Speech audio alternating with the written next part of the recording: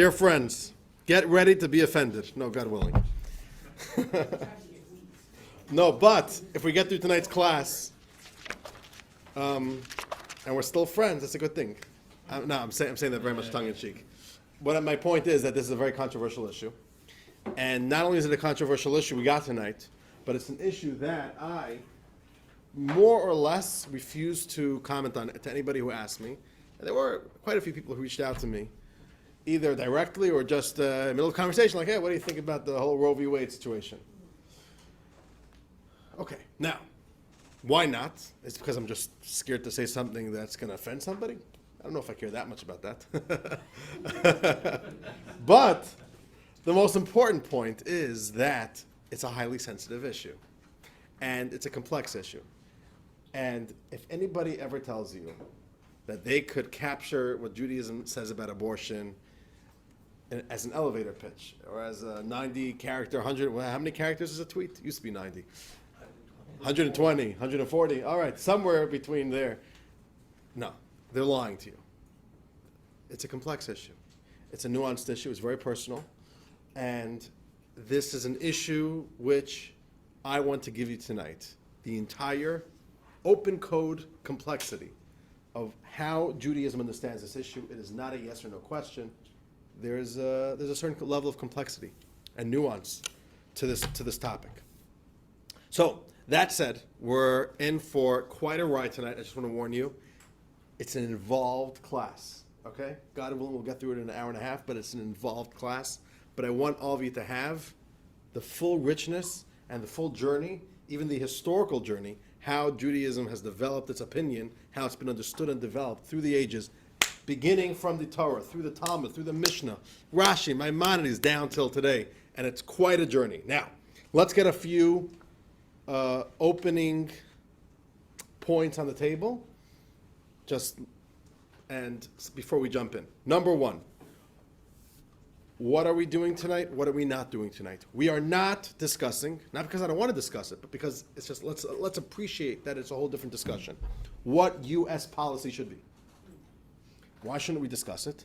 It's a very different question. One question is, what does Jewish law say about this? How does Jewish law truly guide families struggling, going through a difficult situation in such a case? That's one question. Then there's a whole different question. What would Jewish law, or what would Jews like their secular society to determine should be law? Those are not at all the same. Those are not all the same questions. Not the same answers. That's the interesting thing. What's better for the Jews? What would we rather U.S. law to be?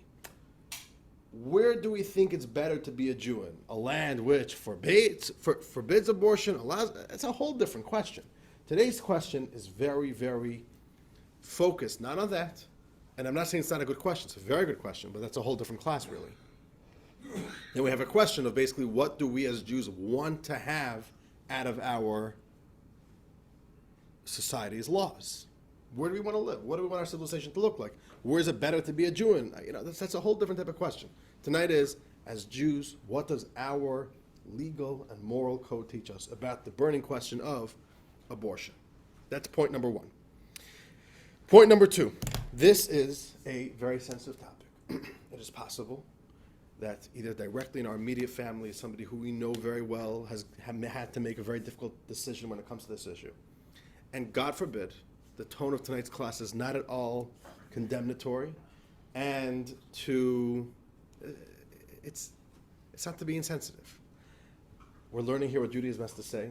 Actually, what we're going to be learning is how highly nuanced this question is. So no matter what choice anybody has made before in their own personal lives, we really can't judge. It's impossible to judge what happened over there. Every single case has its own characteristics, its own circumstances that went into play. And the only tone that I hope tonight's class is going to be is one of learning and understanding and compassion and totally non-judgmental. And I really think, and I'm not just saying that to be nice, but that's actually what comes across when you discover this, when you go through this topic in Judaism. So, what else? And Craig Singer did not register yet for your CEUs. You paid for it, but you got to also sign up with the college. I'll take care of you, but I just want to, I'm saying this now because I don't want to forget. Okay, but I noticed he didn't do it yet, and I want to make sure you get it. Okay, and by the way, all the doctors, exactly. At least you're on time tonight, you know what I'm saying? You only got one strike. And by the way, our next course is accredited for doctors in Michigan as well, our fall course. That's 6 weeks. You'll get even more credits, all of our fellow doctors over here. What's the time? Is it Doctor's Row right now? This is a doctor's row. Sheldon, you got it? What's going on with you? What's the course? It's called Nurturing Relationships. All about Jewish wisdom on all forms of human relationships, as intimate or as social as it is. Human interactions. Fascinating course, which I had the honor of being on the editorial team for it a few months ago. So I can tell you it's a wonderful, wonderful course. And that is accredited for doctors as well, which is a big thing. We usually were never able to get like mental health type of courses accredited for doctors. It's a brand new breakthrough. Okay, back on track. I think that is it for opening comments. Let us jump in. Let's begin with 2 questions, 2 case studies on the topic of abortion, terminating a pregnancy. Let's begin just to get an example on the table. And this is a pretty easy, not so nuanced question. A family discovers the wife is pregnant, the child is a carrier of the Tay-Sachs disease. Now, just to give you a drop of history, the Tay-Sachs disease used to be quite prevalent amongst Ashkenazic Jews because we're a pretty small genetic pool. And it was pretty common to have both the father and the mother to be a carrier of that chromosome, whatever it is. It was very common in the Ashkenazi community.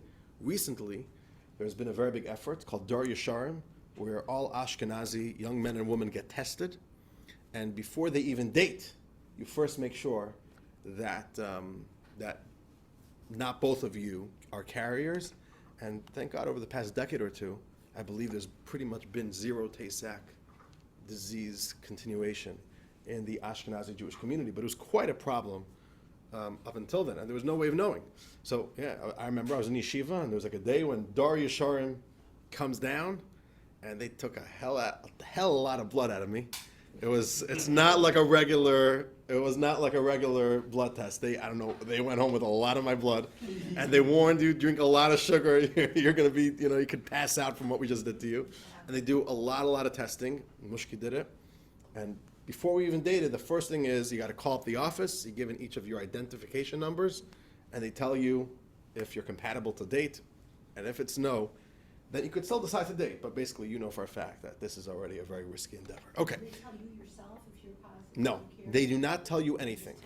They just tell you if you're compatible or not. Now, they also test. You don't even take your name. Right, there's not even names. A lot of privacy about it. There's also, everything's a number. If you lose a number, you got to redo all the testings. There's no way to trace it down. You switched your number by accident? Who knows? But what else I just want to tell you? But they also test for many other diseases. And if you're worried, you can even do like additional tests. But that's why it takes so much blood, because they're doing a lot of very high level testings. Okay, so number 1. So this is the question. A couple discovers their baby in utero has Tay-Sachs disease. Tay-Sachs disease is a horrible disease, kicks in at about 6 months, and it quickly develops or regresses a weakening of mental capability, of gross motor capability, and it's horrible. Blindness kicks in. The child loses basically all ability to mobility, paralysis, dementia, seizures, and usually by the age of 3, it's the end of that child's life, and it's a horrible life of suffering, both for the child and for the parents, of course. The child that eventually can't even suckle anymore. So how are you feeding this kid? It's a disaster. Okay. The couple finds out that they are carrying a child with Tay-Sachs who's basically destined to have this miserable life, which there's really zero chance of surviving. Is this a case that we would say, okay, let's abort the child? No shame. What does your gut tell you? Should we abort? By raise of hand.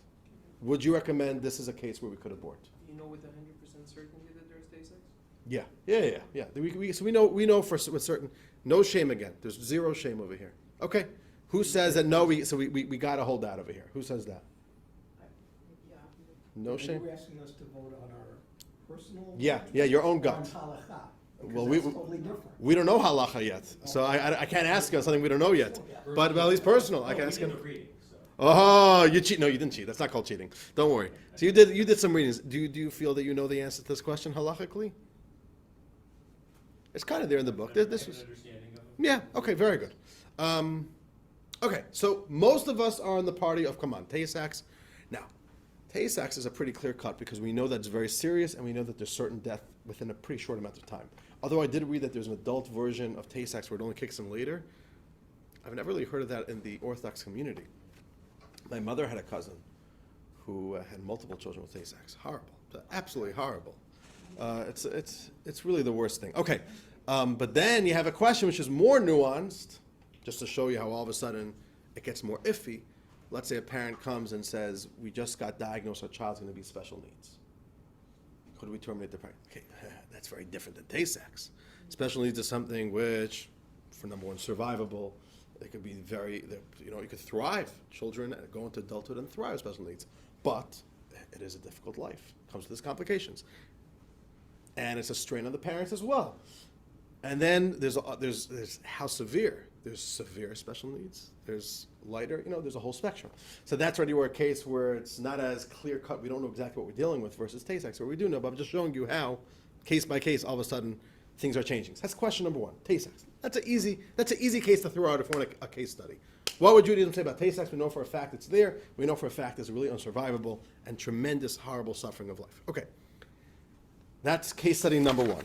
Case question number one. Case question number two, I want to show to you with a video. And it's going to throw the whole question of abortion on its head, which I actually love framing the question this way. Look at you. You're ready to go. Look at that. My legs have been overworked today, so they're stiff if I sit for too long. Okay. I'm happy to put you at work. Let's do it. The question over here is going to be framed totally differently than we usually frame the question of it pro-life, pro-choice. Could the mother make her own choice? So let's take a look at this.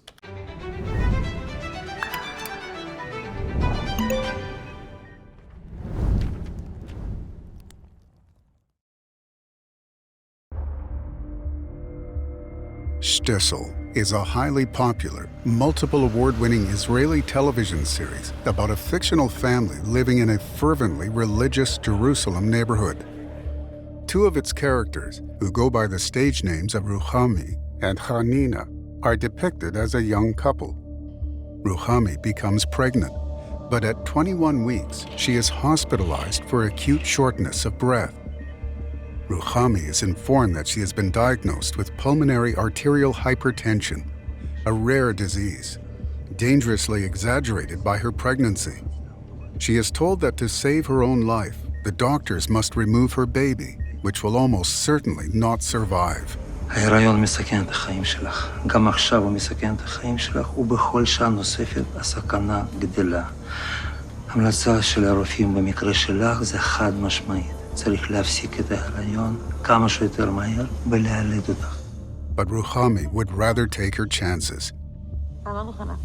זאת הדרך היחידה להבטיח לך שתישארי בחיים. לא, ממש לא. אני לא מוכנה, אני רוצה לחזור הביתה ולהמשיך. Hanina does not want to lose his wife.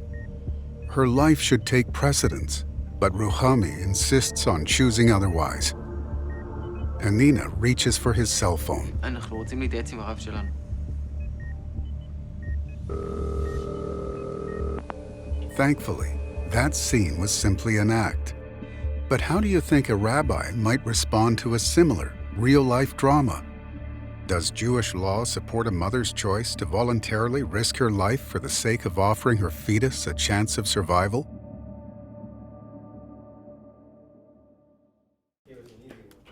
That's an easy one? It's hard. Now all of a sudden the question of choice is turned on its head. Usually it's choice if the mother could choose to abort the baby. That's a whole different kind of case. Now, it's basically a situation where the doctor is saying, we have to abort. 21 weeks is the case over here. I'm saying, what are the chances of survivability at 21 weeks? There's nothing really happening over here. So it's certain abortion and termination of the pregnancy, but we're saying the mother's life. The mother's life is going out. The doctor's saying it's for sure. And the mother's saying, I'm willing to take the risk. Ooh. Now we're bumping into a question of last week. Does Judaism even let you take risks? You have a mandate to protect your own life. So your life versus the baby's life, risking both lives. That's a tough question. What's your gut? Should the mother have the choice to say, I want to fight it out and see if I could survive this? Anybody for that? You say you should have the choice. Or you could argue what I mean. Judaism doesn't give you the option to choose if you want to keep your life. You got to protect your life. It's not an optional issue in Jewish law. So maybe no. Jewish law will come down and say you need to terminate. Wow, would Jewish law say you must abort? What are the Why? Well, first of all, in this case, what are the odds? I mean, we have one doctor, I have one multiple opinions. Oh, very good. See, we already know now that maybe we should be going for a second opinion. I pretty much think that it's certain. More or less. Not 100%. She was, now, the story in Shtisel, I did not watch Shtisel. Anybody watch Shtisel, the show? Okay. But I don't remember. You don't remember the scene. I read up on the drama over here. Okay. She knew, as soon as they got married, that she is high risk for pregnant and she cannot get pregnant. And they put something in to stop her from ever becoming pregnant. And she didn't tell her husband, and she pulled it out, and she got pregnant. Okay. And then, exactly what they expected to happen, happened. Halfway through the pregnancy, there's complications. That changes things. That changes things also. And then she's saying, okay. So the point is, they knew this was fatal even before the pregnancy. So now it's happening. So it's not even a question anymore. She's saying, for the 10% chance, I'll fight it out. But you made 9% chance you're going to die over here. But I can't do this to my baby. Oh, exactly. So she's saying, I'm willing to go down with my baby, but I want to give my baby that 10% chance of living. Even though it means 90% chance of my death. It's a pretty crazy call. Now, all of a sudden over here, the tension is much stronger. Because one life versus another life. Okay, so we got good case studies under our belt. Let's begin the journey. What does Judaism say about abortion? You ready? Where do we begin? Where do you begin on such a question? So I think the best place to begin, which is where contemporary society begins as well, is the question of, is a fetus a life? So some say it's at the moment of conception. Some say it's the moment of birth. And Jews say it's when they get their medical degree. You know that one? Till then, what type of life is this? That's life. Okay. Or lawyer's degree. That's also okay. All right. Anything less, I'm not so sure. Okay. When does life begin according to Judaism? Now, this is not so much of like a legal question, but it's like a philosophical question. You know, when is the onset of life? What would Judaism say is the onset of life? So we begin with a fascinating, pretty cryptic piece of Talmud. And this is from a pretty famous page and a half of Talmud, where the Talmud describes in quite graphic detail what is the process of pregnancy from this Jewish mystical philosophical perspective. Quite fascinating. So let us begin. Text 1 in our books. We'll begin with you, Chana Bracha, page 98. And here we are going to begin exploring Talmudic embryology. All right, you ready for this? Never heard that term. I never either, but it works. You put ology after anything, and it works. Yeah, but Talmudic? Embryology, right. No. We got to write the book on that. But here we go. Here's Talmudic embryology in text. What was that? Okay. It works. Text 1, page 98, Chana Bracha. Here we go. A fetus inside its mother's womb resembles a folded writing tablet. Its two hands rest on its temples. Its two elbows rest on its knees. Its heels rest against its buttocks, and its head lies between its knees. Its mouth is closed, and its navel is open.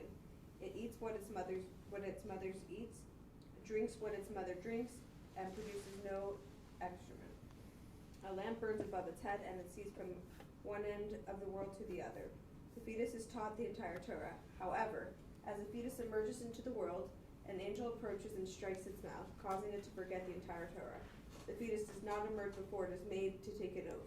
What is the context of the what is the content of the oath? Be righteous and not wicked. All right. Pretty fascinating. The Talmud is giving us what we would say is a very accurate depiction of what the fetus looks like in utero. It's not eating, not drinking. Okay. And then some mystical stuff happening to it while the 9 months of pregnancy are happening. This is from Tractate Nida. Okay. What do you say? Would this piece of Talmud indicate that there is life pre-birth? Like, does this add any insight into that question? What would you say? Any thoughts? You can learn the Torah. Fetus is learning. We're learning Torah. Then it's got to be some form of life. There's got to be life there. Someone's learning something. Why are we saying life? I mean, it's a fetus is alive. I think it's personhood is what we're talking about, really. That's a good point. There's no Oh, question that they are so 1 alive. second. So does this piece of Talmud speak to personhood? I like that word. Does it speak to soul? The soul. What is personhood? Personhood means, are you a something? Are you your own thing? Are you an individual? Are you a human? Right. Meaning there's some form of life, something is beating, but then do we call it a human life? Right. So what do you say? Does this piece of Talmud speak to that? You're a lawyer, you gotta nitpick this. Probably suggests that the personhood does arise at least some point during pregnancy. So you're saying something is going on over here. It's taking an oath. That seems to be individualism. You're taking an oath, that's a big deal. It's even getting slapped by the angel. Does it have to have a soul to learn the Torah? That's a good question. Maybe it doesn't have a life, but still learning the Torah. But I think the consensus over here before was, if you're learning Torah, you got to have a life. Who's learning Torah? The wall? One thing we don't know is, I mean, an embryo is birth to 8 weeks, and then I believe fetus is. Right. Embryo, zygote, then we got a fetus. Right? Is that the right order? Or the zygote? Zygote first. Zygote, embryo. Embryo is till 8 weeks, and then you have fetus. So you're saying, is this embryology or fetology? Fetology. Yeah. That sounds like fatology. Fatal. No, fetology. Okay. Right. So that's a good question. If we could take out from this piece of Talmud that there is life, does that begin at the moment of conception? Is that a later stage? The description actually is describing the fetal phase. When all of a sudden there's legs and the head, everything's in a certain position. That's not when it's an embryo. So, okay, this is where we're starting to see that maybe we can start unpacking it. It's a cryptic piece of Talmud, but I want to start pulling out from it a few ideas, and let's see what happens over here. And we'll see, it's actually not so clear cut if we want to really start dissecting this piece of Talmud. I want to take a look at 3 specific statements. A lamp burns above its head. The fetus taught the entire Torah, which is what most of us were commenting on so far. And that the fetus does not emerge before it is made to take an oath. Let's speak about each of these 3 things. Number 1, a lamp burns above its head. What does that indicate? What does that mean? Any ideas? What would you say? What's the lamp burning above its head? So we could rule out right away. It of course does not mean that a literal lamp is burning inside the womb. Okay, so then what does the Talmud then mean? Sounds all very spiritual actually, like it's not about the person but more about the fetus's spirituality if it has one. So for sure it's a spiritual message, it's metaphoric. And what the commentary says, the verse says, then Ner Hashem Nishmat Adam, the candle of God is the human soul. So there's a flame burning. What is that? That's the human soul. So there's a soul burning above its head, which comes to tell you that not only do we have a body here, but we have a soul, a neshama. We've got a soul. A fetus has a unique soul associated with it. So some would say, no, we've got a body developing here. When the body is ready, then we'll get a soul. That's the argument that says life begins at birth. Here, the Talmud seems to be telling us, no, during gestation, the soul is right there with the body as it develops. Okay, so what does that seem to tell you? We've got life here. Okay, let's keep on moving along. The fetus is taught the entire Torah. This is a very interesting idea. What's the significance of that? It's being taught the entire Torah. The significance is like this. Just as the body is being developed, the soul is being developed parallel to the body. There's 9 months of development for the body, and there's 9 months of development for the soul. We're taking a raw soul. We got to kind of start teaching it the truths of life and kind of giving it a structure. It's taught the entire Torah. It's given training. It's getting a physical body and it's getting a spiritual tools to work with. Spiritual limbs, spiritual tools. It's literally being given training. You know, before a soldier is set out on a mission, you got to first give it training, got to first give it the mandate. What's the successes? What do we want out of this mission? And so too, every single Jew, before they begin their mission on earth, is given all the tools. Learn the Torah, have the spiritual strength. Now, we did say that before you're born, what does the angel do right before you're born? He smacks you on the lip. You ever heard that idea that that's what the, what's this thing called? The what? Phil Strum. Phil Strum? Trump, T-R-U-M. LT. Phil Trum. T-R-U-M. Yeah. P-H-I-L-T-R-U-M. Okay, yeah, Phil Trum. Okay. So some say that this is connected to that, to this piece of Talmud, but the Talmud doesn't say by your nose, it says on your mouth. Okay, so it's on your mouth, and we could say that that's figurative as well. It's metaphoric, not literal, just like a lot of other statements in this piece of Talmud. It's not literal, okay, but in any case, you're made to forget it. So then what's the point of teaching it to you if you're going to forget it? Well, the answer is, yeah, you consciously forget about it. You consciously forget it, but it leaves a subconscious impression upon you. And what it does is it acclimates your soul to Torah and to spiritual living and to spiritual truth. And that is why when a Jew studies Torah, it does. You know, it feels if you feel at home when you study Torah. And sometimes when you study Torah, you'll even tell yourself, 1 second, I already knew that. I think I've heard that before. You never heard about it, but somewhere in the deep recesses of your soul, it's a truth that you carry with you. And that's what our sages say. You're made to forget it. On a conscious level, you got to learn it all over again. But because you were initiated to it already, the relationship is already there. And the warmth is already there. Okay, so what does that seem to tell you over here? If it's being prepared for a mission, that tells you that the fetus is prepared for living a productive spiritual life outside of the womb. There's already a sense of life looking ahead that we are preparing for in the womb. So we're not saying there's no life and then, if this embryo and if this fetus is going to be born, then we'll give it a life and an identity and a mission. No, we're saying that all begins in utero. And it's actively preparing for that life and for its mission in utero. So again, this seems to be indicating to us that life is already beginning in utero. And then, let's go to the next point. The fetus does not emerge before it is made to take an oath. That's a very, very powerful idea. What does this mean? At the end of training, I was actually wondering this. When do soldiers, if I'm not mistaken, they're called plebes, right? Soldiers who go, plebes, is that the word? It can be a soldier. No, but a soldier in training. Plebe. A plebe. When do they take their oath? At the beginning of training or at the end of training? At the end. At the ending ceremony, if I'm not mistaken. So just imagine what's happening over here. For 9 months, your soul's a plebe, and it's being prepared by an angel. And then after 9 months, it's being dispatched into real life. And what do you do at the end of your training? You take an oath. What's your oath? I'm gonna fulfill my mandate, the mission that's been given to me. I'm gonna live a spiritual life. I'm not gonna get lost. That's the oath.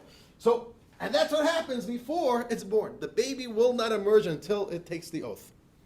So now, again, what does this tell you? It tells you that there's a mission over here. We're going to get to this in a second. It tells you there's a mission. There is an identity. There's something here for the child. Now, another point here, which is what this is going to get to. The word for oath in Hebrew, that it is given an oath, the word is masbi'in. You could read that with a tiny switch of a vowel as mashbi'in, which means the soul is not made to take an oath, but the soul is filled up, is satiated. Which basically means it's made to take an oath, and it's given all the resources in order to fulfill that oath. But it also suggests to me, that last part, that it is not quite a life, because there is a very significant separation between emerge and not yet emerge. So one sense, let's get there in a second. Hold that thought, very good. Let's hold that thought for a second. So we're seeing over here that a fetus has a mission, has an identity. It's being prepared for it actively. It makes an oath before it emerges that it will fulfill it, and it's given all the tools necessary for it to be able to live righteously and fulfill that mission. What do we got over here? So, what we clearly see over here is that the whole notion, let's look at a fetus in utero as just a clump and a lump of blood and cells and tissue. It's not life. Life is when it's born. That whole attitude, what we clearly see over here, no. We've got a soul, we've got a mission, we've got an identity. Even think about the idea, we value life, especially as a dad. That's something which I've discovered through the multiple pregnancies that I didn't go through them, but witness to them, right? That as the male part of the marriage, I have a hard time emotionally connecting with the child in utero. And sometimes even annoys Mushki, like, why aren't you emotionally there? And I'm not there. The moment I hear a cry, boom, that's when my heart opens up emotionally. It's very difficult for me to emotionally connect with now Mushki feels the baby in utero, so she gets emotionally connected to it. I don't think I'm the only man that has that condition. That it's difficult to emotionally connect with your future child. You didn't meet them, you don't know. I can't connect to it. It's still whatever. Okay. Maybe it's also a defense mechanism from the scary thought of having another child. Okay, but possibly. Seeing the baby moving on an ultrasound and hearing the heartbeat, that doesn't connect you? It does. But again, at the end of the day, when we enter the 9th month, then I feel my heart starting to beat a little bit more. I'm emotionally really feeling it. The moment the baby is born, that's when there's a switch goes off, and I clearly have, okay. Now, so we value life, part of our experience of life, we value life, we have that gushing emotional moment when the baby is born. And then as life continues, we start appreciating more and more the gifts of this person. And as they accomplish things and as they're giving their gifts to the world, wow, look how they're contributing to society and to the world and to the community. We don't see that at the moment of conception. We don't see that 3 months into gestation. We don't even see that when they're born. But imagine the idea that God sees that. God prepared them for this. So you don't see it yet because it's still a life in potential somewhat. But the gifts of their presence 30 years from now, 40 years from now, 50 years from now, that's what God's preparing them now for. That's exactly what they're training for right now in utero. So that gives you a whole different perspective of what life is pre-birth. Whatever you'll see in 50 years from now, that's what God's actively working on right now. And that's what it's taking an oath for right now. So this is not just, again, a clump of cells and tissue and blood and flesh and bones. This is a real deal. We got a life over here. We got a soul over here. Okay. This seems to be telling us very much that what does Judaism feel is a fetus, a life? This seems to be telling us yes. We've got a life over here. But, let's start going to what Max said, we could also make some arguments to the other way. Okay, let's start making some more arguments, okay? Let's play a little bit of devil's advocate over here. A lamp burns. Where does the lamp burn? Above its head. Oh, not. What does that seem to be telling you? 1 second. What's a living person? A living person is when there's a soul in a body. A soul outside of a body, we usually consider that as a dead person. That's not life anymore. Oh. So there's a lamp above its head. There's a soul outside of a body. Is that called life? That's not called life. We can't call that life. So you're telling me there's a soul independently and there's a body independently? The day's going to come when they're going to merge into a single life. That's not happening yet. Okay, so then could we even call that a life? So all of a sudden over here, we're poking some holes in it because it's a lamp burning but above the head. And then, that's one point over here. And then, if you even look at the piece of Talmud, there's a whole description here. It eats what its mothers eat, drinks what its mother drinks. It doesn't even produce any of its own excrement. By the way, when I first was preparing for this class many, many months ago, and we were reviewing it, we were speaking about the Talmud, and we're like, 1 second, does the baby not produce any excrement? I always knew, and I'm saying I'm no professional, but when I'm there in the hospital, I knew that there's a risk if the baby comes out and they could swallow their own excrement. So what's going on over here? So the editorial team reached out to our official proper medical advisor, doctor on call, and she told us that, a baby should not be producing excrement. It only will produce excrement if it's in distress at the last moment. Like, oh, so the Talmud knew what it's talking about, which is pretty fascinating because whoever wrote the Talmud, I'm saying if they saw real life, babies do come out with excrement. And it's a medical complication if they swallow it. So how do they know that a baby actually doesn't produce excrement? It's pretty interesting. The Talmud actually had their facts down pretty straight. But okay, in any case, it's not even making its own excrement. So it's not eating, it's being fed. It's not drinking, it's being given those nutrients. It doesn't even make its own excrement. And the Talmud says it's not learning Torah, it is being taught Torah. It does nothing, not even its own excrement. I like, they do urinate. Okay, it's poking a hole over here. So they do urinate. Okay, so they do something a little bit. I mean, there's still like waste produced. There's something going on. He's clearly learning. He's learning, but it's The being, phrase below says he forgets it, so. he's being made to forget it. Right, so he must have learned it. Oh no, he learned it, Forgot but it. the point is, he is not doing anything. Or she's, a soul is really a she. She's not doing anything. Things are being done to it. It has so much, but it owns nothing. It's an interesting idea. Which means, and to use the word, I like the word 1 second. Suggest that we're not learning anything because you are teaching us. No, that's not true. You're so 1 second. You have to be an active participant in learning. Number one, you have to take care, and you have to right now create mental space to learn, mental willingness to learn, an emotional investment to want to understand, and use your willpower to understand. The Talmud seems to be giving us a story here about how the baby just is being given everything, just a one-way direction. Now, I understand if it's being taught, then it should be learning. But if we want to nitpick and see a certain pattern here, there's an argument to be made, and it's a true argument, that what this baby doesn't have is any form of independence. Okay, and the argument is, independence is one of the key factors to being a life. What's a living being? A living being is somebody who is its own thing. What makes you your own thing? Is my finger here its own life? Maybe every single one of my fingers are a different life. The answer is no. You want to know why? Because there's no independence. It's part of my life. And therefore, you're part of my life. You're not your own life. There's an argument to be made that a fetus doesn't have its own life. Why? It's lacking any form of independence. Whatever life it does have, and you're saying you're in it, so it does have life, but everything is happening to it. It does not do anything. What is the moment when independence kicks in? What is the moment that all of this dependence shuts down? Birth. Oh. The moment birth happens, everything shuts down. Its food source shuts down. Its nutrient source shuts down. All of a sudden, it has to start breathing. It has to start eating. It has to start making its own excrement. It has to learn how to do everything. It wants to eat. It has to cry. All of a sudden, it has to take over. So now we understand. A baby is still very dependent. And it's a long journey to really start gaining independence. But at the same time, if we want to get that moment where the dependence, utter dependence ends, and the journey of independence begins, it's the moment of birth. Based on that, if we want to start looking at, seeing it this way, we could say, the baby, is there a life going on over here? There's lots of things happening to it. As a life, which is independent personhood, without peoplehood, you're a human, you're a human being, you're your own being.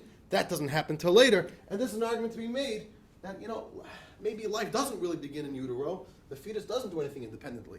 So what we have over here is a certain philosophical tension. Is there life? Yeah. But not really life. Which one is it? We're in a tough space. It's a little bit of both. Now, which side is right? The answer is they're both right. This piece of Talmud goes both ways. Yes? So the question also is, at birth, but if birth doesn't happen and there's trauma, at what point could that fetus live independently if it had to? So let's say the mother's involved in an accident before 40 weeks. Is that now a child? That if it will be delivered now, it could take over. That will be relevant towards the end of today's class. Yechiel, yes? 2 points. One, what's the difference between that and a coma? And 2, what about an artificial womb? That is a very, very good question about a coma. Even somebody in a coma, they do something, you could say, or the argument can maybe be that this life was independent, and therefore... What if the baby's born in a coma? I don't know. So let's get to some variables soon. Let's get to some variables soon. Even if the baby is born in a coma, So not stillbirth. the mother's in a coma when No, the baby's born. Right, okay. I'm making sure I understood. I don't think so. And he's saying, could that even happen? You don't think so? First of all, it can't really happen because the baby needs to be able to... I'm saying it's going to be a stillbirth if that happens. Because the baby needs to start functioning right away. The baby has a few seconds to be able to start functioning, or else The only it's way game I over. was on opiates, and it was like, maybe that would cause a coma, but that would be that. Yeah. Okay. So here we didn't begin touching the legal aspect of any of this conversation, halacha, but we do see that on a philosophical level, things are not clear cut, and there's a certain philosophical tension between there being life and there not being life. There's a soul, but above the head. There's a life going. There's a mission happening here, but it's not really life. What we're going to see is that this philosophical tension spills over into the legal space as well. The tension persists. So we saw it on a philosophical level. Now let's go to the legal perspective. And here we begin the journey of the halacha of abortion. It all begins with a verse in the Torah, in the book of Exodus, from the Torah portion of Mishpatim, which is right after the Ten Commandments are given. Jews begin learning the Torah, and we get a full Torah portion of Jewish civil law. And here is a verse which only gets us into even more trouble. You ready? Yechiel, text 2, page 100. This is the biblical source of our take on abortion. Go ahead. If men are embroiled in an altercation, and a blow lands on a pregnant woman, and her fetus is emerged, and there is no tragedy, the perpetrator must certainly be punished, through providing restitution in accordance to the judge's orders. If, however, there is a tragedy, you must provide a life for a life. All right. Let's unpack this. Two men are fighting. The pregnant woman, not part of the fight. Two men are having it out in the alley. The woman, unfortunately, is in the wrong place in the wrong time, happens to be there. One guy throws a blow at the other guy, hits the woman instead. What happens? Fetuses emerge. Are they alive? Are they dead? We don't know. But the Torah says there's no tragedy. What does that mean? Presume it means they're alive. Oh, baby survived. Is that what it means? Yeah. No tragedy. What didn't happen here? The woman's Wasn't born. What didn't happen? No one died? She didn't carry the pregnancy to full term. That's what. So this is talking about the babies. No tragedy, meaning the babies are good. Oh, it was just a premature birth. No miscarriage, no. Or maybe no tragedy means the mother didn't die. Yeah, pregnancy was terminated. Miscarriage, but at least the mother didn't die, no tragedy. What does no tragedy mean? You understand? No tragedy is a very difficult word over here. The Torah is just giving us the word ason, tragedy. There's no tragedy. What do you mean no tragedy? What didn't happen here? Tell me what didn't happen here. Okay, so the Torah says if there's no tragedy, we don't know what the tragedy could have been or wasn't, but if there wasn't that, no problem. He got to be punished. That's just restitution, no problem. He has to pay a fine. He gets penalized. Move on with life. But then, if there is a tragedy, death penalty. So again, what's tragedy? We got a death penalty here on the line. There's two ways how to possibly read this verse. What does the word tragedy mean? Option A of how to read this verse is that tragedy means the fetus has died. So now let's read the Torah portion over here. The blow lands a pregnant woman. The fetus is emerged, there's no tragedy, meaning it's only premature birth. Baby or babies, interesting, the Torah uses here the word fetuses in the plural. Fetuses are alive. Thank God, Baruch Hashem. Mazel Tov. Birth's going to be in 7 days, if Billy Rubin agrees. Okay, Dr. Billy Rubin. And, okay, so that was a bad one. And all you got to do is pay some money because you caused damage. She wasn't planning on being in the hospital. She was supposed to go on a cruise next week. Okay, so you got to pay her some money. No tragedy. Fetuses are good. Fetuses died. You caused fetuses to die. Death penalty. This is option A. Option A, if you read it, the tragedy means fetuses. That means the Torah is saying that if fetuses are killed, the attacker would be liable for the death penalty. You only get death penalty if you murder a life.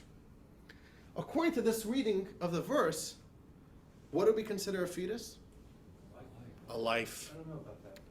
One second, before you give your... Potential life. No.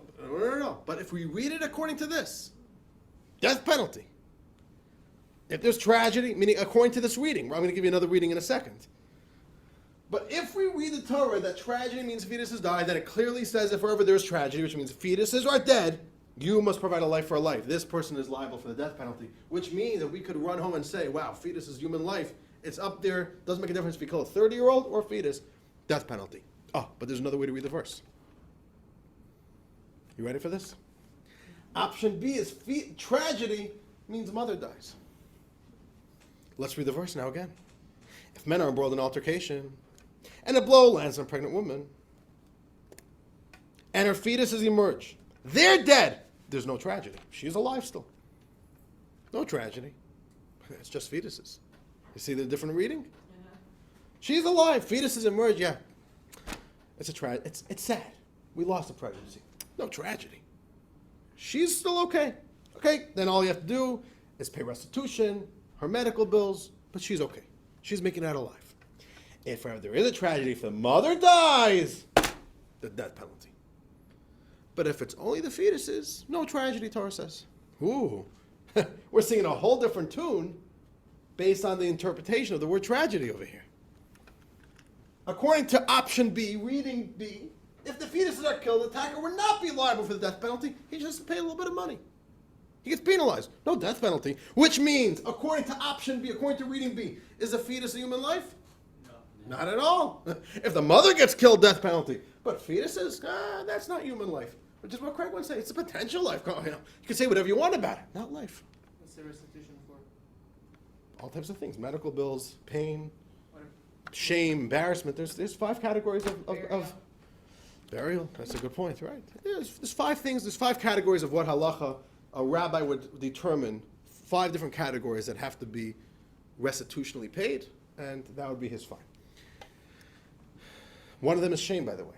A woman's pregnant; she's supposed to have a child. They even did the baby shower, and all of a sudden now, no baby. There's a lot of shame involved over there. She has to come out and say what happened, so you have to pay her for that shame. Okay. Just to give me, indulge me for a moment. Which one do you think Judaism stands by? Which one do you think is the Jewish interpretation of this verse? A or B? B. How many for A? That Judaism, the official rabbinic tradition from Moses is, read it as option A. We got a few. Who says B? We're split. I think we're split over here. The answer is B. This is the way Judaism tells us to read the verse. There is no death penalty if a man causes a miscarriage. You got to pay money. We don't consider it the same level as a human life. Some Christian interpretations interpret this verse in the Old Testament, option A. This is the Christian reading. This is the Jewish reading. Interesting. Now you understand why Christians go with this very hardline view. It's murder, total murder. It's in the Bible. Tragedy, life for a life. You must provide a life for a life. Judaism gives us this. So what do we see over here from Judaism? A fetus does not equal human life. This seems to be coming pretty strong, telling us this is not a human life, and this is not considered a murder. That seems to be giving a lot more room for abortion. But on the other hand, and here we got the tension going. Let's read text number 3. Here we got a law from the Talmud. Marshall, we're up to you. Page 102. Saving a fetus on Shabbat. If, on Shabbat, a woman sitting on a birth stool dies before she was able to deliver her child, they should fetch a knife and cut open her womb to extract the child.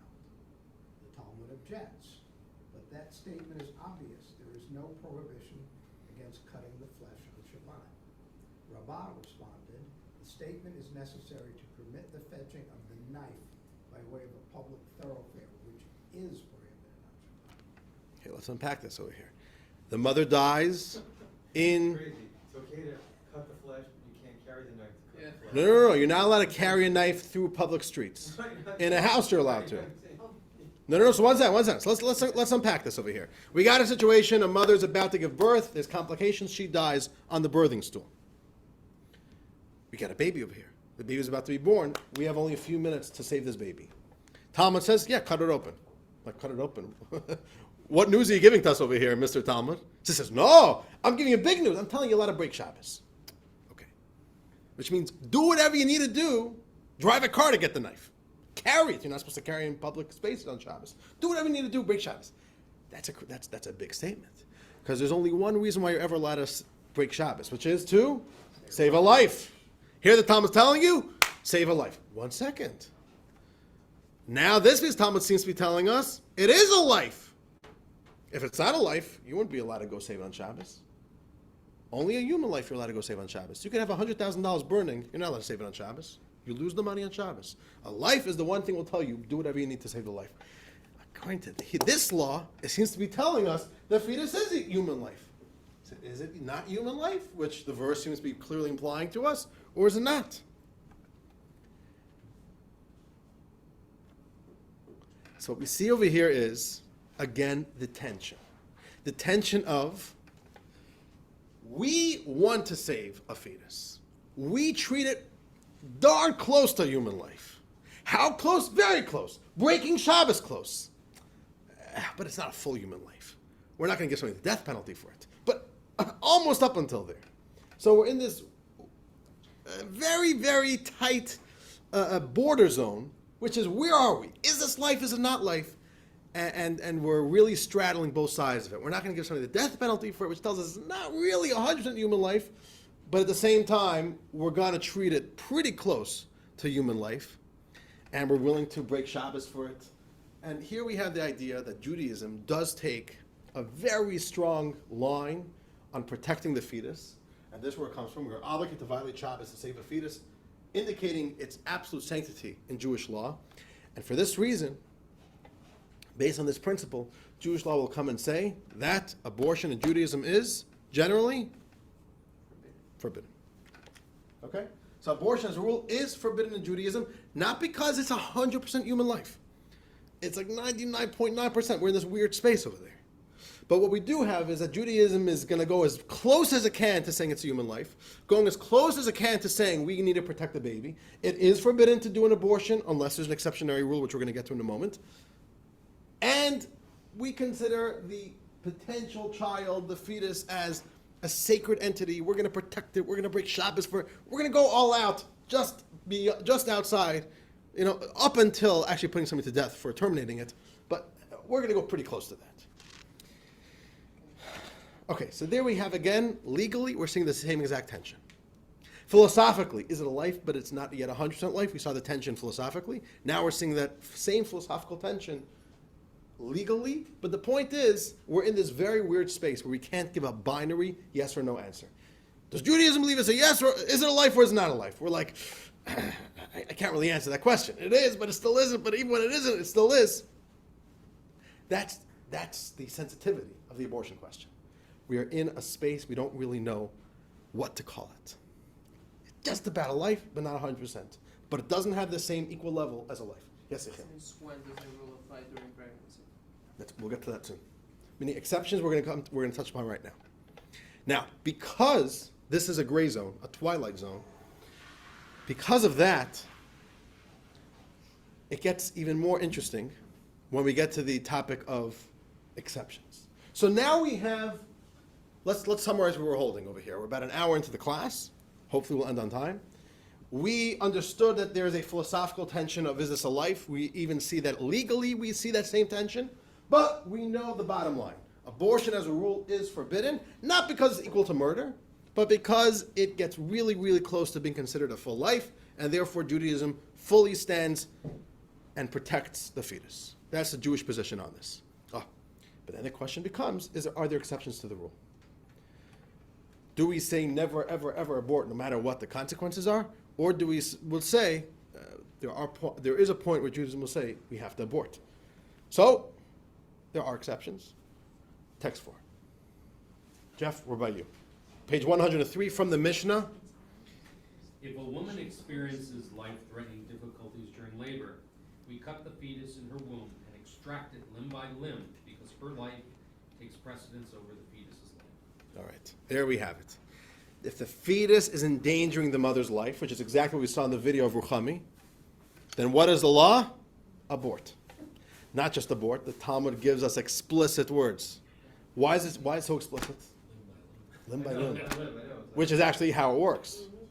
Indicates that you are, even though the fetus may die, you go get it anyway. Yeah, it's like indicating that we understand how severe this is. We know what we're telling you to do. Yes, limb by limb, take it out. You can say, Mishnah, do you realize what you're talking about over here? We know exactly what the process is. Go ahead and do it.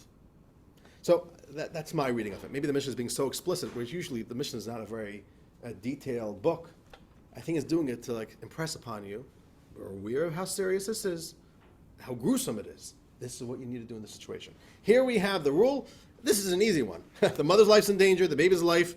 Who's going to live, the baby or the mother? Mother comes first. That's a pretty easy one. Okay, so here we have the exception. This does not give us any wisdom on a Tay-Sachs case. Tay-Sachs case, well, the pregnancy is going just fine. Mother's life is not endangered. Unless you could say that the mother has suicidal thoughts because of it. Okay, then it's putting the mother's life in danger. But, regularly speaking, Tay-Sachs, so this mission doesn't seem to be telling to us anything about the case of a baby having with Tay-Sachs. It's going to be a perfect pregnancy, smooth and everything. So it's not about endangering the mother. So it's a little bit limited application, this Mishnah. But here we have a clear precedence, and this is really the precedence of the Mishnah. There is room for an exception. But how could we apply this to every single other case? How do we apply this to every single case? Does this Mishnah speak to rape, a rape case? Could the mother come a week later and say, I was raped last week, can I abort my baby? It doesn't say that over here. It says only life-threatening. So how could we kind of get principles to help give us a proper code? Do you mind, you said you want to walk. Do you mind getting the door? No. Now we're already, thank you so much. Now we're already getting some noise from outside. Okay, thank you so much. What do we do without Chana, huh? Okay. That's a good answer. Okay. So what we want to know is why. Why? Mishnah, explain to me how you got this decision. Why do you say, why are you comfortable doing this? We're going to look at two of the greatest luminaries of Jewish thought, wisdom, and legal code as well. Both lived about 900 years ago, over 900 years ago. Two men who did not meet each other, both towering figures of Judaism. And we're going to read each one what they tell us is the rationale of this Mishnah. Rashi, Rabbi Shlomo Yitzchaki, the great French medieval scholar whose the whole Judaism stands upon him, and Maimonides, another pillar that Judaism stands upon him. They each tell us what the rationale of this Mishnah is, but they don't tell us the exact same thing. And it's going to get really interesting here. You ready? Again, why? What's the rationale? Why do we say that the mother's life overrides that of the fetus? Let's read Rashi, text 5. Up to you, Sheldon, right? Page 104. Not yet a life. A midwife reaches into the womb with her hand to dismember the fetus and extract it limb by limb. For as long as the fetus has not emerged into the world, it is not a life.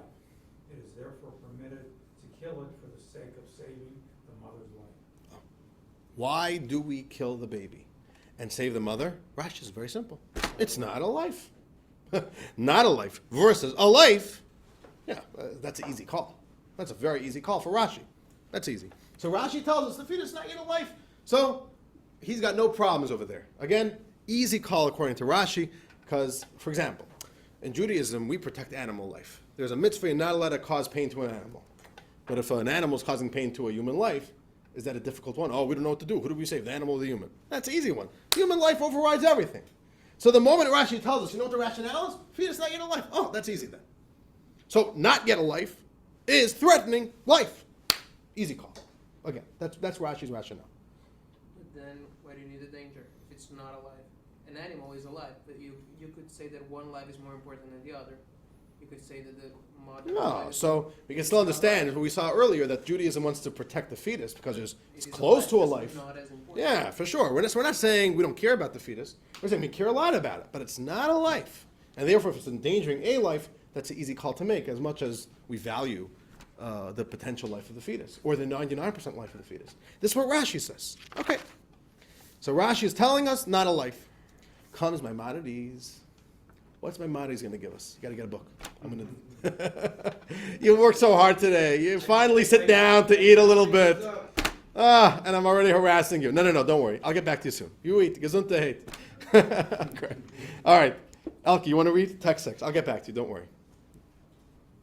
We are commanded to not take pity on the life of a murderous pursuer, if that is necessary to rescue the intended victim. On this basis, our sages rule that if a woman experiences life-threatening complications during labor, it is permitted to abort the fetus in her womb with drugs or with instrument, for the fetus is considered a form of murder against its mother. Ooh, Maimonides comes and sings a whole different tune over here.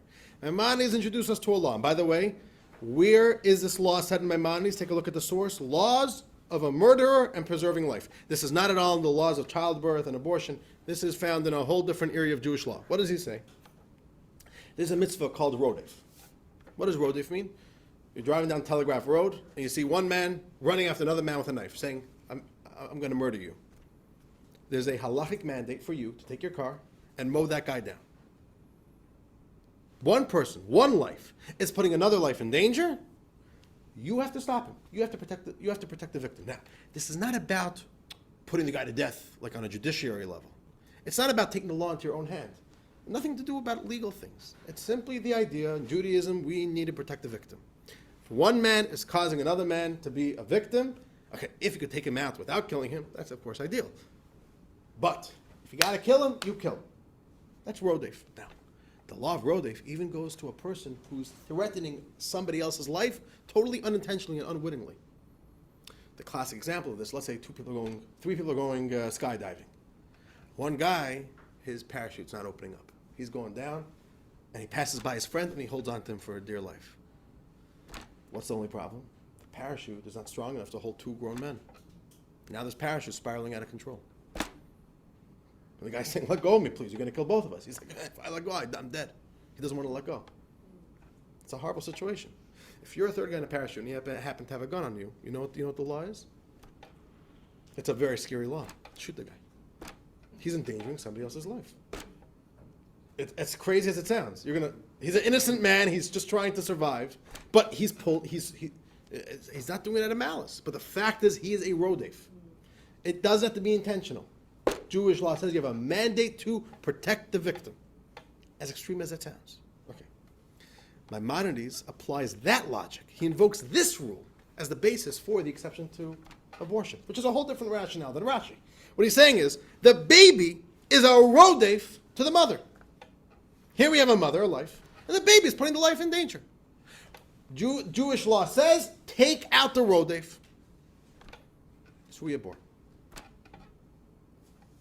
Now, let's unpack a little bit what Rashi and Rambam are telling us. And we'll see that underlying their positions, they both see abortion and the permissibility for abortion in totally different, we have two totally separate views. So this is Maimonides. Rashi says the fetus is not yet a life. That's his rationale. Maimonides tells us, the Rambam tells us, the fetus is the pursuer. He's a rodef to his mother, or its mother. Do Rashi and Rambam see eye to eye on the issue of abortion? No. Why not? One sees it as a life, the others doesn't. Oh. Maimonides could have said, as easy as Rashi, easy dilemma. Not a life versus life. Life is precedent. But he finds this interesting law. Rodef law. He's invoking that law. Maimonides is not comfortable to go with Rashi. He's like, no. I think it's life. If it's life versus life, who are you to make that call? The only rationale that you could take out the fetus is because of the law of rodef. That's the only time that you're really allowed to take out a human life. For one man to make that call. Or rodef. Yeah. I'm going to ask a strange question because it's questioning Maimonides' scholarship. Sure. But Maimonides doesn't, Rashi's opinion seems to be his own. Mm-hmm. Where Maimonides specifically says, on that basis, our sages such and such, that you could abort the child. No. We know for sure that you're allowed to abort the child. The only question is why? What's the basis? Right. The sages don't tell us what the basis is. Okay, so Maimonides what the basis is. Exactly. So Rashi gives you one theory of what the basis is. It's not a life. Rambam gives you a different basis. And I'm not comparing the two, but it's sort of like they're both equal in the sense that one of these brilliant guys is, both of these brilliant guys are giving us a theory. Oh, yeah. Are giving us a theory. Oh, now you would also argue who's right and who's wrong. When it comes to Rashi and the Rambam, they're both right. Okay, so that makes things even more complicating over here. We're not choosing favorites when it comes to Rashi and the Rambam, but they leave us in very different places. And I want to show this to you.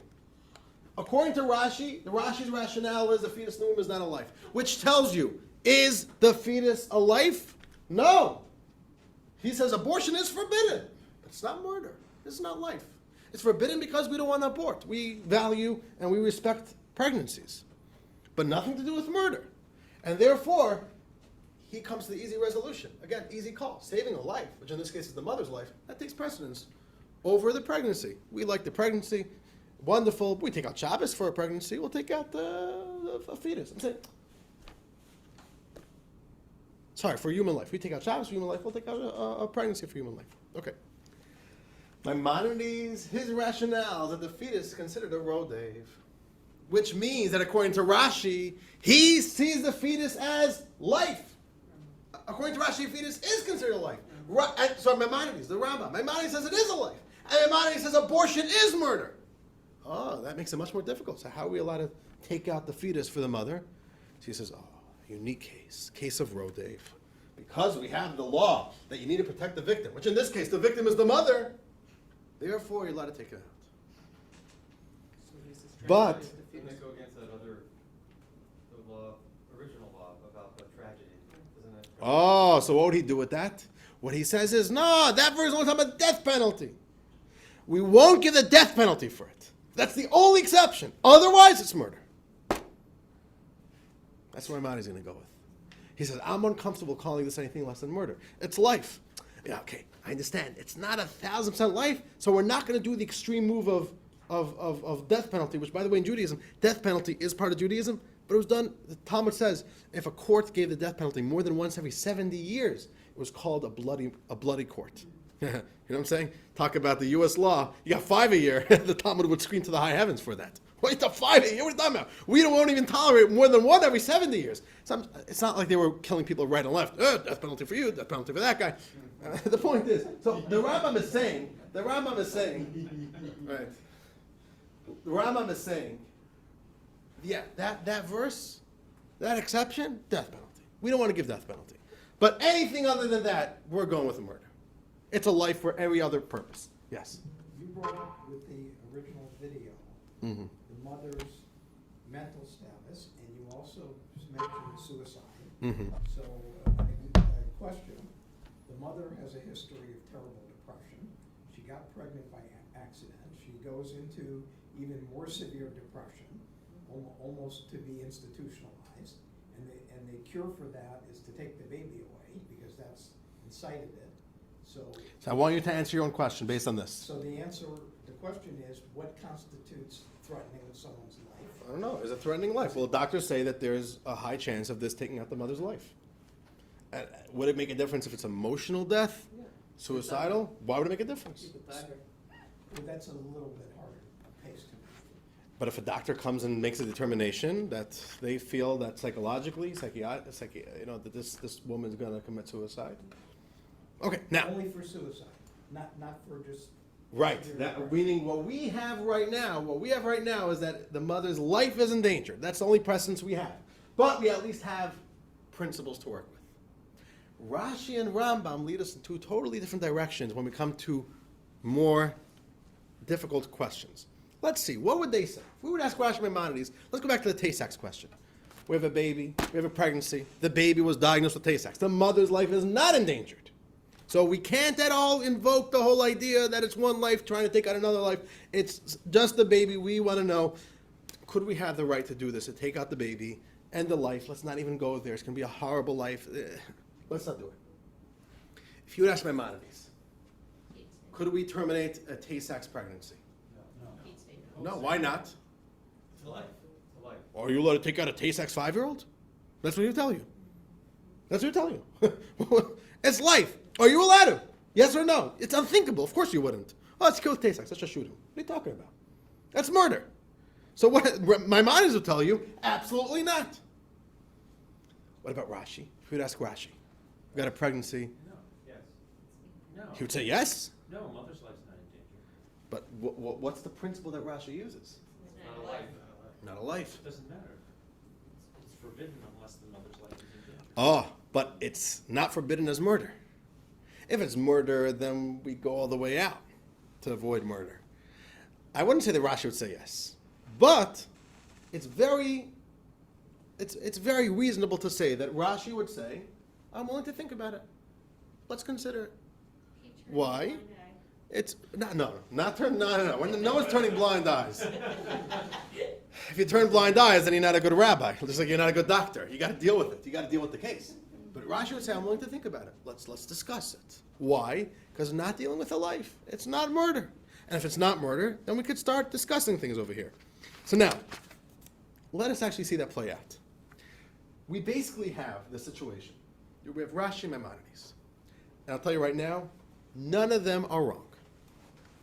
We're seeing the tension persist. Is it a life? Is it not a life? It is a life, but it's also not 100% a life. But even when it's not 100% a life, it still is a life. Rashi is saying the side that it's not a life is the main point. Rambam says, no, I agree with you, Rashi. It's not 100% life, but it's enough for life for murder. They're walking this tightrope, and they each end up on the drop of the other side of the equation. Was there any precedence at that time to have any kind of, they didn't have genetic testing, of course. So were there any cases like this that even came close to what we're able to look at now? Because we're trying to take, thinking 900 years ago and apply it to, I think, a whole different set of circumstances. Which is why we need principles.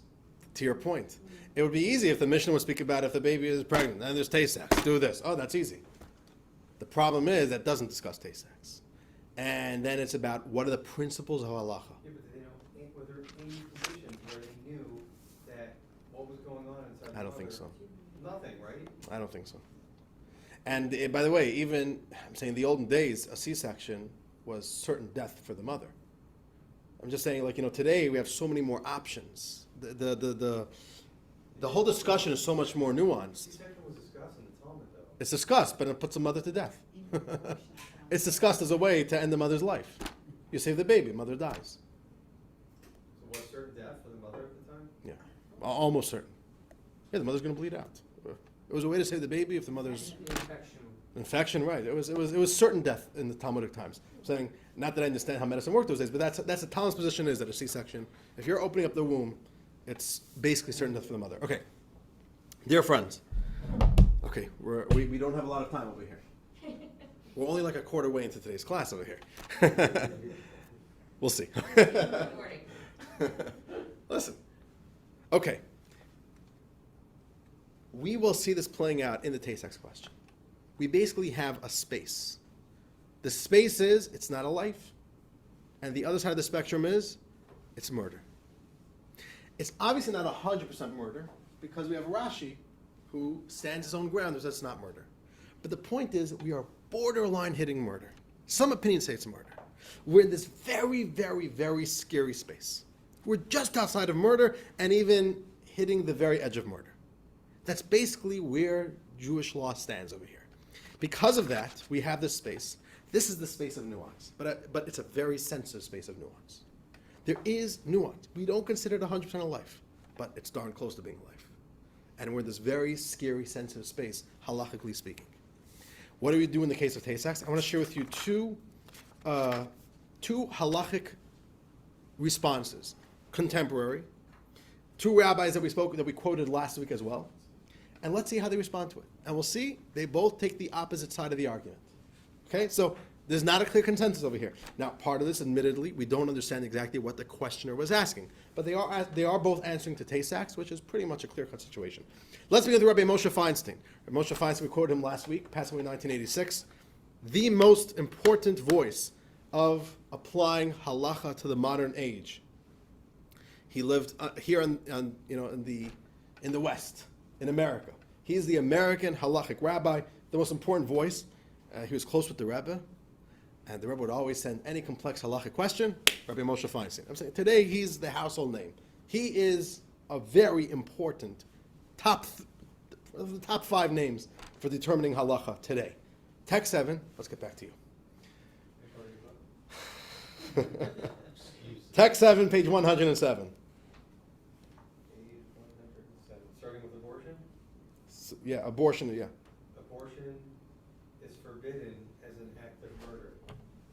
The only distinction between abortion and the murder of an already born human is that one is not liable to receive the death penalty for killing a fetus.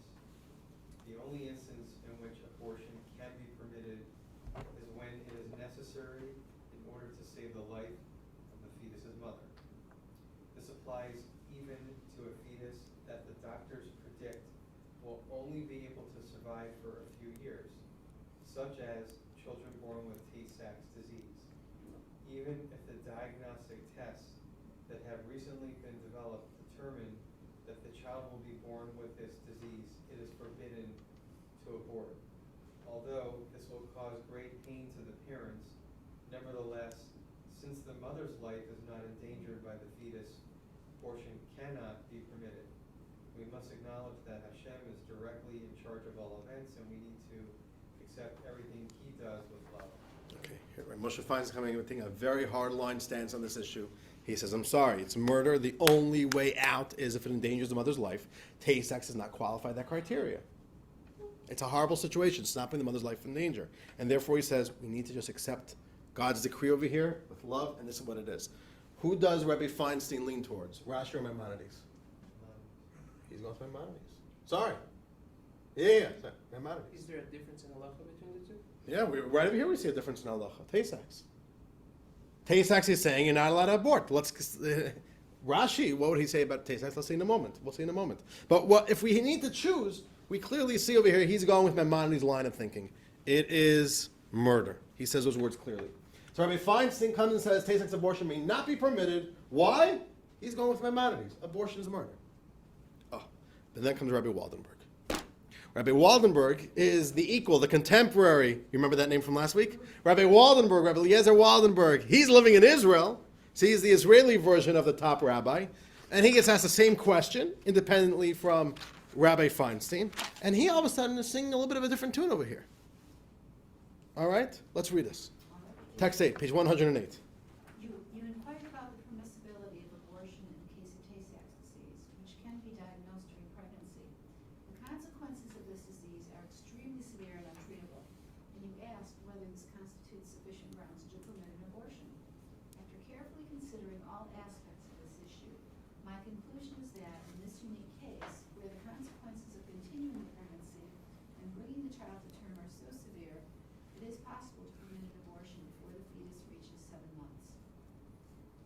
I base this conclusion on the lengthy halachic analysis of the status of abortion that I published in Tzitz Eliezer, which presents the conclusion that abortion does not constitute an act of murder. After 7 months, abortion is a far weightier decision, because at that stage the fetus typically attains its certain viability.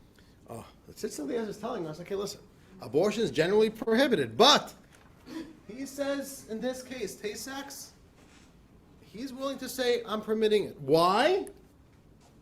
He says typically forbidden, but it's not murder, which gives us a lot more leeway, gives a lot more space to kind of look at other cases, not where the baby is putting the mother's life in danger, but at other acute, very severe situations, and come up with a certain determination. He's clearly leaning towards Rashi's position, it's not a life. And this is the first time somebody's picked an arbitrary number as to, where. Very good. By the way, it's interesting you say arbitrary. We didn't quote it here, but the Tzitz Eliezer says, it's a fascinating, lengthy discussion.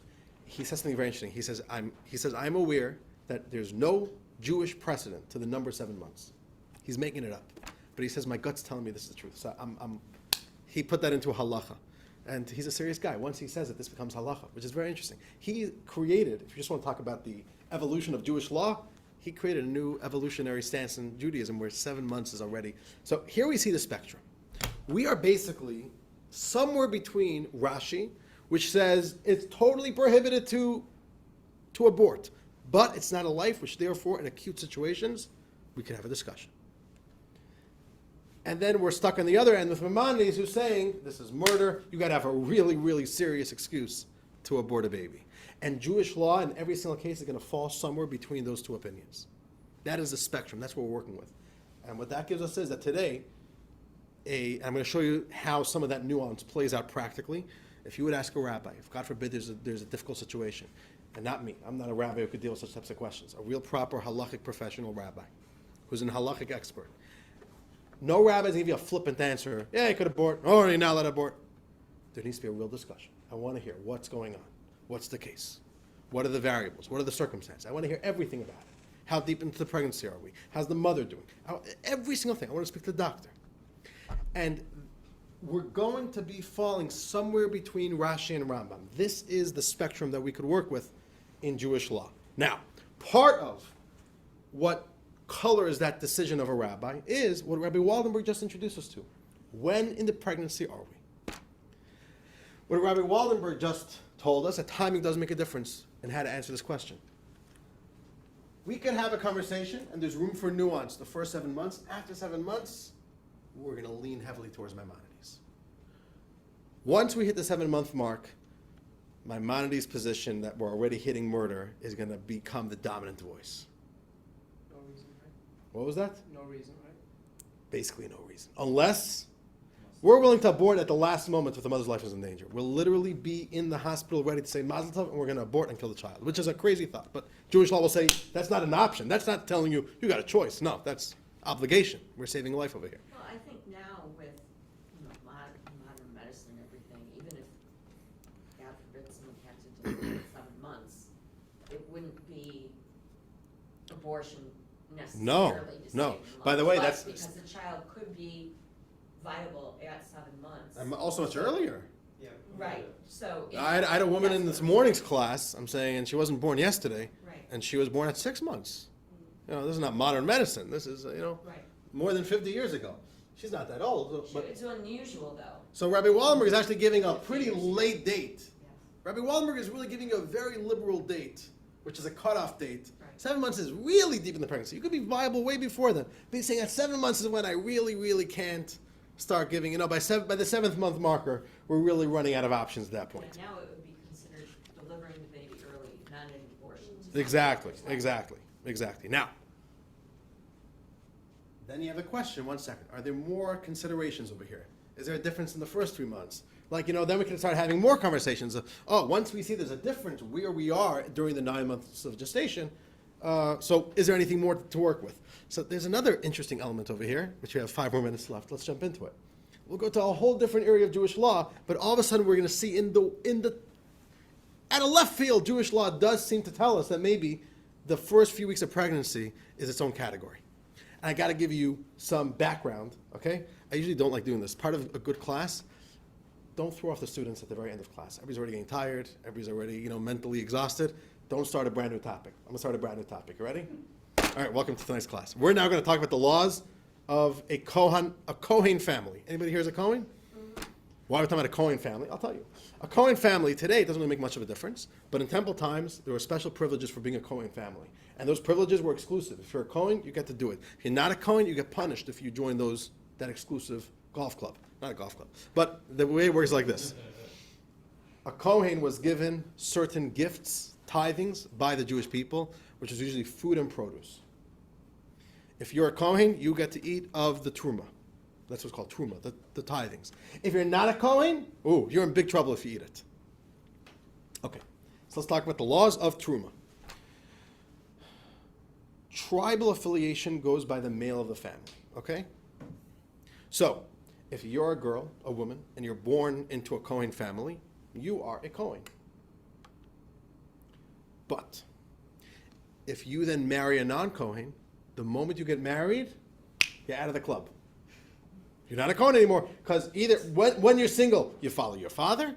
Once you're married, your husband determines your tribal affiliation, and therefore, the moment you get married, no eating teruma, no eating of the Kohen tithings. Make sense? Here's an interesting law. Okay. if you get married to non-Cohen and then he dies, what are you now? Oh, if he's dead, you go back to the father's house. So she gets married, she's non-Cohen, husband dies, she's back to becoming a Cohen, back in the club. Oh, but that's only, one second, that's only if they didn't have any children together. If they have a child, the child in a certain way maintains the family identity, and therefore she remains tied down to him, even post his death, through the child, and no, she doesn't go back to becoming a Cohen.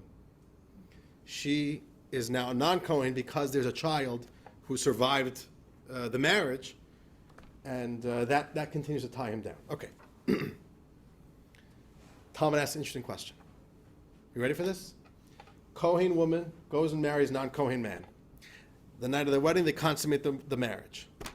Next morning, he dies. Interesting case. On the one hand, generally, husband dies, she could go back to eating meiser, go back to eat dinner at her father's house. But one second, maybe last night was the beginning of a conception. There's a child here. We don't know. Maybe yeah, maybe not. Maybe we should say eating truma is too much of a risky thing. She's not allowed to eat until we know for sure that either there is a pregnancy, which will mean that she can never eat truma again, or that there was no pregnancy, no conception, and therefore, so what do you do? Interesting question. Why are we jumping into this in the last 5 minutes of our class? Why? Let's read text 9. Stuart, text 9, page 110. Did everybody get that, or I'm totally just confusing you for no good reason at the end of the class? Okay. Text 9, go. If a daughter of a Kohen married a non-Kohen and he died on the wedding night, she may immerse in the mikvah and eat teruma that evening. Why are we not concerned that she may be pregnant? Rav Yechista said she may eat teruma until 40 days from the marriage, because if she is not pregnant, there's no disqualifying factor. And if she is pregnant, until 40 days have elapsed, the bread of the embryo is mere fluid. Ooh, we got a big thing over there. He says, 40 days we got. Because if she's not pregnant, then 40 days, for sure there's no problem. And let's say she is pregnant. Well, guess what? First 40 days don't even matter. Mere fluid. Wow. In the total left field area of Jewish law, you would never think to get a question about abortion, an element. But all of a sudden this comes in. First 40 days are mere fluid. And all of a sudden we have this question. Are the first 40 days all of a sudden really wide open? Mere fluid, do whatever you want. The whole question of murder, life doesn't even apply. Mere fluid. And does the whole life subject begin only 40 days in? And by the way, 40 days in is halachic counting. Halachic counting is from the moment of conception, which if the family keeps the laws of family purity, it's much easier to count that. So today, if you go to OB, when do they start counting the weeks of pregnancy? From the last period. Why? Because we have no clue to know exactly when the husband and wife were together from that moment. But in Jewish law, if the family is keeping the laws of family purity, the couple is not going to be together for the next about 2 weeks, roughly. So we know for a fact the first 2 weeks there's no baby. So we start counting from mikvah night, from the night that the woman went to mikvah, which is when intimate and sexual relations resumed, and that's when we start counting from. So 40 days is from the halachic time. If you count it the way an OB counts today, that's 55 days, 56 days, 57 days, 8 weeks. Is halacha coming and telling you that you kind of have 8 weeks where abortion is all of a sudden really so permissible, and everything we spoke about in this class only kicks in 2 months into the pregnancy? Now, of course, debate. One teammate, opinion A, says, yeah, look, we have halachic precedence. Embryo is fluid for the first 40 days. This is a clear precedence for abortion. First 40 days, we really got a lot to work with. We could go all the way out with Rashi. It's not a life. We could really, and even then, we're not saying we're going to be callous and flippant. We don't want to abort. But if we have to choose which rabbi are we going to take more seriously the first 40 days, we're very comfortable saying, let's follow Rashi, it's not a life. And there's some type of situation here, let's abort. There was rape, first 40 days, no problem. Let's follow Rashi, not a life. Opinion B comes and says, whoa, hold your horses. This is a principle we use in the laws of eating food of Truma. This has nothing to do with abortion. Abortion is a serious matter. you're mixing apples and oranges. A principle that is true about the laws of a Kohen eating truma are not going to be the same principles we're going to use for abortion. Jewish law does not say this principle when it comes to the issue of abortion, and therefore keep it out of the conversation. First 40 days have no difference. This statement has no application to the issue of abortion, and therefore it doesn't apply. Who's right, who's wrong? Again, there's no clear answer. But the point is, we're again left with this space that we could possibly, and again, we're never 100% sure, which is why today, in determining a halacha, we're always kind of walking this tightrope. But we definitely have a precedence that the first 40 days, there is possible room for leniency. Listen, if there was clear consensus, first 40 days then it would be a lot easier. But the point is, we do have these things that timing does make a difference. First 40 days is possible room for leniency. We're going to lean a lot more Rashi for the first 40 days. In the middle, we're half-half. After 7 months, we're going all in with Rambam. Kind of like the heartbeat law. Now, we did not answer the question yet about Ruchami. I'll answer it very quickly. We're not going to do the texts. But I want to share with you 2 closing remarks, okay? Number 1, Rabbi Feinstein, let me just go back over here. Rabbi Feinstein and Rabbi Waldenberg make an appearance in today's class again from last week. Now, there's something fascinating here, which I want you to, this is homework for when you go home. Rabbi Feinstein over here, if you want to use the modern words, which I hate using, Rabbi Feinstein is being very conservative. No way, it's murder. He's all the way conservative. Rabbi Waldenberg, well, it's not murder, it's okay. He's more liberal. Okay? Go back to what Rabbi Waldenberg, Rabbi Feinstein said last week. Total opposite. Rabbi Feinstein last week was the one who was being very liberal. They're suffering. We don't need to prolong the life. We could let the life slip away. We don't need to do any medical intervention. Rabbi Waldenberg was saying, no, we got to go all out and do every single thing, which is pretty amazing. And I just want to share with you that I think it shows us something so powerful about the halachic process and how Judaism thinks. In today's world, we're very, very used to thinking about people as falling conservatively minded, liberally minded, and if you're more liberally minded, then you're going to, across the board, you're liberally minded. This does not apply to Judaism. These rabbis are not coming with either partisan affiliation or with even kind of like, they're temperamental or perceptive. No. They're doing one thing and one thing only. They're looking at halacha. They're looking at precedents. They're looking at the Ram, looking at Rashi, looking at Talmud, looking at the Mishnah.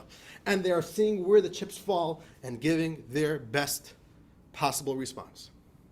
So you try fitting these rabbis into boxes. Are they liberal? Are they conservative? It doesn't work. It literally doesn't work. There is real integrity, which is fascinating.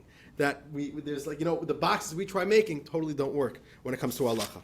Okay, let me give you right now quickly the response to Ruchami's case. It is clear that halacha would tell her you are allowed to terminate the pregnancy because her life is in danger. Could she choose to ignore halacha's recommendation and say, no, I'm not going to abort? And the answer is like this. If the risk to the mother is only 50% or less, then she could keep it as a choice. If the risk to her is more than 50%, then abortion is obligatory. She has no choice. She must abort because there's a mandate to save her own life. And in this case, halacha is unequivocal. She would not even have the choice, no matter how difficult that is for her. One final point. Judaism totally transcends the whole talking point of pro-life, pro-choice, how much choice, how little choice, within rights, with outside of rights.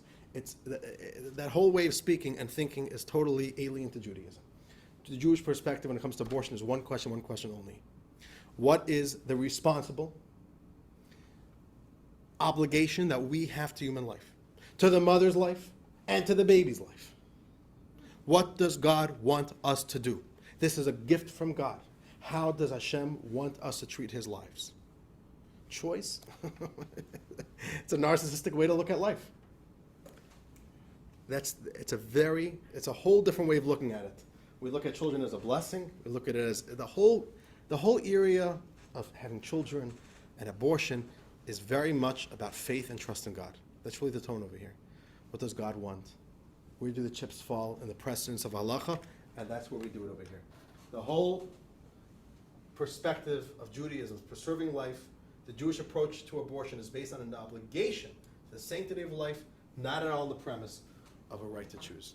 And dear friends, with that, 9:06, not bad, in an hour and a half, we just scratched the surface of where Judaism is coming from and where it stands on the question of abortion. And dear friends, I gave you two opinions, Rashi and the Rambam. We could add in a third one, which throws a monkey wrench in the whole conversation.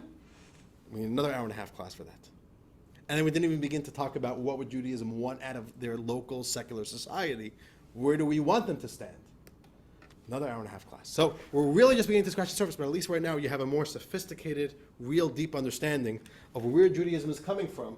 And dear friends, with that we conclude. Next week, a body's dignity. Post-death, post-mortem, what Judaism would speak about the issues of the body for our final class of this wonderful series. And dear friends, whew, yes. So based on what we taught tonight, which was excellent, by the way. Thank you. I still can't figure out what the answer would be to rape. Especially like. First of all, you are already ahead of the game by saying you don't know. That is great. I don't even know. Meaning, I can give you an answer. Every single case is nuanced. It's a question. We need to bring it up to a rabbi. We need to look, and it's every single one's a discussion. There is no boilerplate answers about rape, about abortion. Every single situation has to be considered case by case as an individual case, and to see what precedent do we have, what would be the halachic response. Now, but what psychological, like you talked about physical impact, but we exactly. discussed the psychological damage to the mother. So what I would say is like this. I'll give you a few points, okay? A few points about rape. Number one, we want to be careful, and I think this is something which is not discussed enough in the current climate about the issue of abortion and rape. We shouldn't make a climate in America where if a woman is raped, the expectation is she must abort. She could carry it to full term, she could give it up for adoption, but it's also very unhealthy a culture to create a rape, right away abort. Okay, meaning let it be her choice, to use that word. You always want to be careful you're not making it unhealthy. At the end of the day, here's a life is a gift from God. This life could be an amazing life. Does the mother, so then we have the questions of emotional. How much emotional distress is there to this woman? Maybe there's not emotional distress to this woman. There would be room for leniency, especially in the first 40 days. Rape would be an issue that there would be a lot more compassion for. And again, psychological, emotional health is a very big part of that, and that would be where the rabbi would want to get a good reading of the room. First 40 days, we're willing to go a lot more Rashi. Post 40 days, it's a lot more difficult. The morning after pill would be the very best idea. That is something which pretty much unanimously, morning after, yeah, you could terminate the morning after. It is. But I'm just saying, we do see over there where there's a certain... It's not limb by limb. It's a 100%. But we do see over here that there is a presence for Judaism that the first 40 days are different. Yeah. But you should know, I think it's insensitive to speak about it, to be frank, but it's a little bit of a conversation that is, at least on a theoretical level, being spoken about in Israel today. Okay. Dear friends, have a wonderful night. Thank you. This was wonderful. And if you survive this class, you could probably survive any class.